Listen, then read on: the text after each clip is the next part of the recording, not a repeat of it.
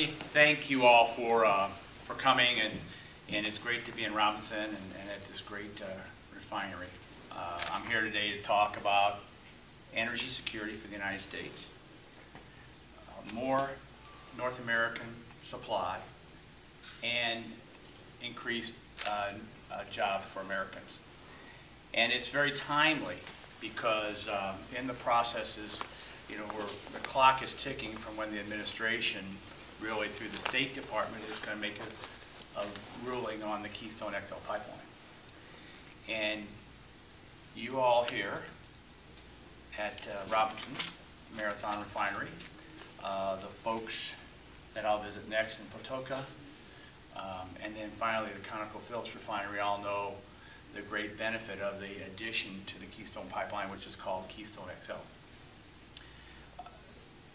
This is a great chart that just shows about our largest and most secure energy supplier. And we like to use the word most secure because look at the suppliers of crude oil.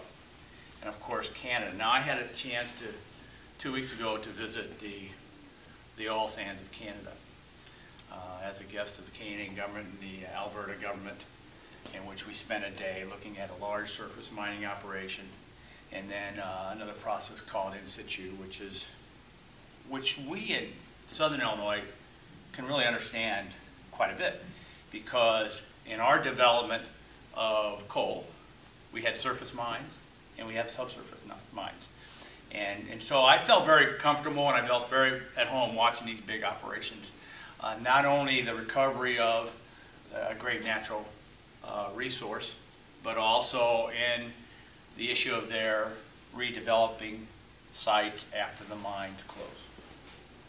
So, having said that, part of this, that my opportunity to visit with you is just identify and continue to make the public case about the Keystone XL pipeline. XL is an additional pipeline that will create thousands of American jobs and pay a lot of money to local governments, local states for the tax revenue. It'll bring on a huge supply of crude oil from North America, from Canada. But there's other portions of this debate. It's fun to have gone up there and see a couple things. Now I know Marathon is like 20% owner of the Shell and the Basque region, which is the big surface area. And this is kind of the oil sands, the bitumen, and then the synthetic crude. So these are the three types. Here's a better, when you look at the oil sands, which I was able to put on some latex gloves and feel, it's like sticky Play-Doh. So, and here's, and this is exactly what it is.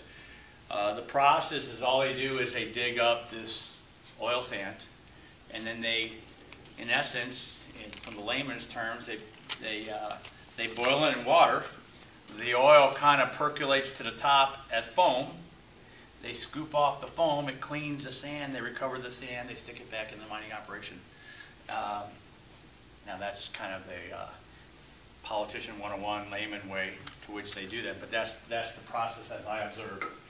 Being from Illinois, the other benefit of this, as I mentioned to the folks earlier, is that for every $1 that we are purchasing, Canada is our #1 trade partner, and they're buying 90 cents of goods.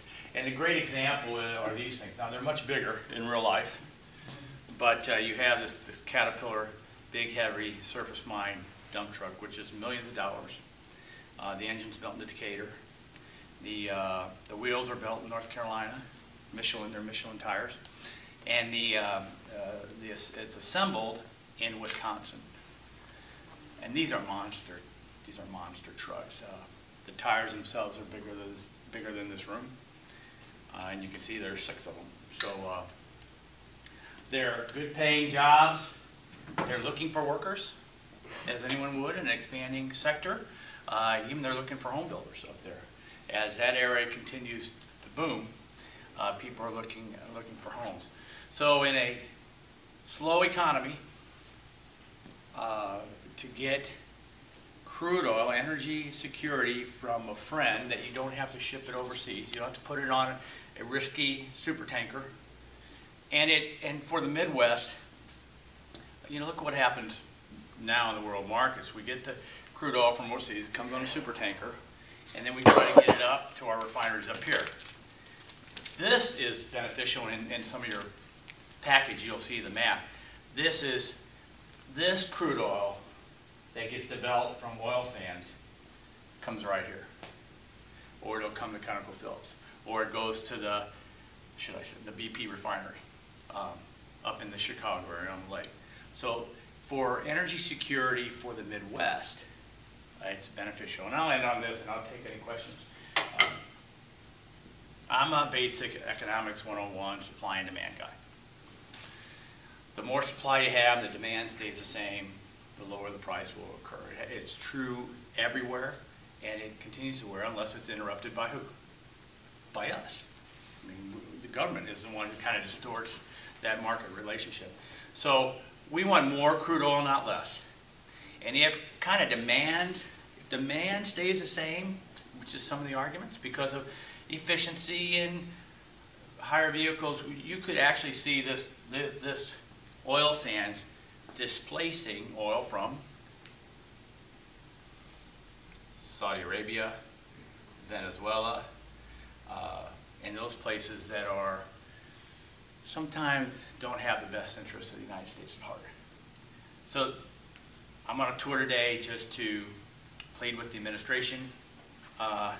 It's actually part of our American Job Creators agenda.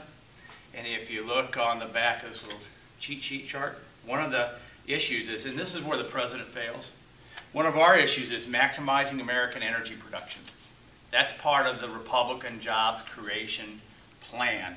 And we have a bill here, H.R. 1938, that has already passed through the House, a majority bipartisan vote in support of the Keystone XL pipeline, and really attempted to put the administration on the hook to say, you need to do this by November 1st,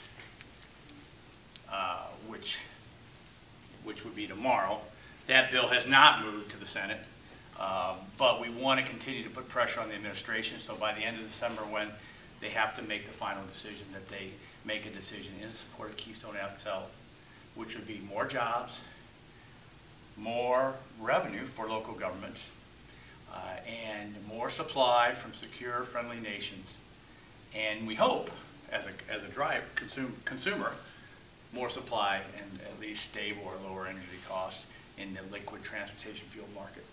So with that, I appreciate the hospitality that the refinery has provided to me, and I'll take any questions you all might have. Oh, there's another chart here I was supposed to show, I guess. Yeah, so here's the pipeline. So this is Keystone, and this is Keystone XL. It's gonna, here's Wood River, that's ConocoPhillips. Patoka is a major hub. Of course, we're right over here. The pipelines here spread throughout the country, feed north, east, south.